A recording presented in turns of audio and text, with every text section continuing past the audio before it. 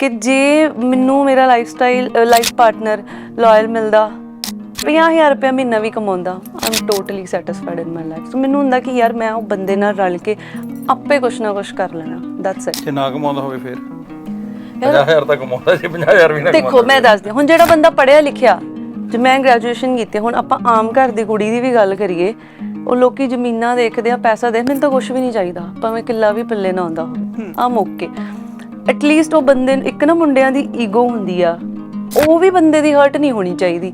ਤੇ ਉਹਨੂੰ ਜੇ ਲੱਗੇ ਕਿ ਇਹ ਮੇਰੇ ਤੋਂ ਵੱਧ ਕਮਾਉਂਦੀ ਆ, ਠੀਕ ਆ ਰਲ ਮਿਲ ਕੇ ਕਰ ਲਾਂਗੇ, ਦੈਟਸ ਇਟ। ਤੇ ਮੈਂ ਮੇਰੇ ਘਰਦਿਆਂ ਨੂੰ ਕਦੇ ਇਹ ਨਹੀਂ ਕਿਹਾ ਕਿ ਵੀ ਮੈਨੂੰ ਤੁਸੀਂ ਇੰਨੇ ਪੈਸੇ ਵਾਲਾ ਮੁੰਡਾ ਲੱਭ ਕੇ ਦਿਓ, ਇਨਸਾਨ ਚੰਗਾ ਲੱਭ ਦਿਓ। ਮੈਨੂੰ ਪਤਾ ਯਾਰ ਰਲ ਮਿਲ ਕੇ ਕਰ ਹੀ ਲਾਂਗੇ ਵੀ, ਕਿਉਂਕਿ ਮੈਂ ਮਦਰ ਨੂੰ ਦੇਖਦੀ ਹਾਂ, ਫਾਦਰ ਨੂੰ ਦੇਖਦੀ ਹਾਂ, ਉਹ ਬੜੇ ਔਖੇ ਟਾਈਮਾਂ ਦੇ ਵਿੱਚ, ਚੰਗੇ ਟਾਈਮਾਂ ਦੇ ਵਿੱਚੋਂ ਨਿਕਲ ਗਏ ਆ ਨਾ।